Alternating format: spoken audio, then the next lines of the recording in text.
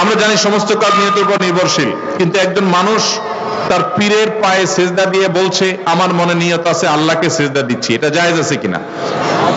ভাইরা আমার, আমাদের এই কপাল শুধুমাত্র আমরা নিবেদন করব আল্লাহকে। কাকে? আল্লাহকে।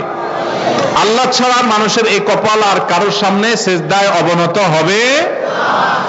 আল্লাহ সুবহানাহু ওয়া তাআলা কোরআনে কারীমে সূরা ফাতিহাতে আমাদেরকে শিক্ষা দিয়েছেন, ইয়্যাকা না'বুদু, আল্লাহ আপনারই ইবাদত করি। আমরা ইবাদত করি শুধু কার? ইয়্যাকার মানে হলো শুধুই আপনার ইবাদত করি, আর কারণ না। অতএব ইবাদত শুধু আল্লাহর হতে হবে। কেউ যদি পীরকে সেজদা করে নিয়ত করে যে নিয়ত আল্লাহর, দিচ্ছি পীরের দিকে ফিরায়া, তাহলে সেও মুশরিকদের মধ্যে গণ্য হবে। এই নিয়তের কারণে সে শিরক থেকে বের হবে না, কারণ সে মূলত তার পীরকেই সেজদা নিবেদন করছে, এখানে তার নিয়ত ধর্তব্য হবে না, সে মূলত শিরকে আকবরে লিপ্ত হয়েছে। আল্লাহ ছাড়া আর কাউকে সেজদা করা যদি জায়েজ হতো, তাহলে মুহাম্মদ সাল্লাল্লাহু আলাইহি সাল্লামকে সাহাবায়ে কেরাম সবার আগে সেজদা করতেন। মুহাম্মদ সাল্লাল্লাহু আলাইহি সাল্লামকে সাহাবায়ে কেরাম কি কখনো সেজদা করেছেন? কখনো করেন নাই।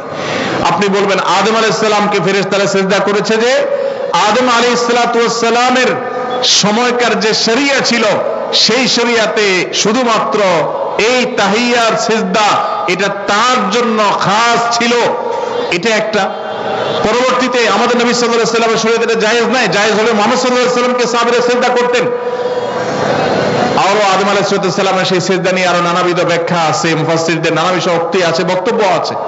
মুহাম্মদ সাল্লাল্লাহু আলাইহি সাল্লামকে যদি সাহাবায়ে কেরাম সেজদা করার কোন জাল হাদিসে না পাওয়া যায়, তাহলে আপনার পীরকে সেজদা পাওয়ার জন্য সাহাবায়ে কেরাম মুহাম্মদ সাল্লাল্লাহু আলাইহি সাল্লামকে সেজদা করে আল্লাহকে নিয়ত করতে পারতেন, সেটা তো তারা করেন না। তাহলে আপনাকে এটা কে শিখিয়েছে? শয়তান শিখিয়েছে। কে শিখিয়েছে? আল্লাহ তাআলা আমাদের ভাইদেরকে হেদায়েত নসিব করুন। যারা শিরকে লিপ্ত আছে, আল্লাহ তাআলা তাদেরকে তাওহীদে আসার তৌফিক নসিব করুন।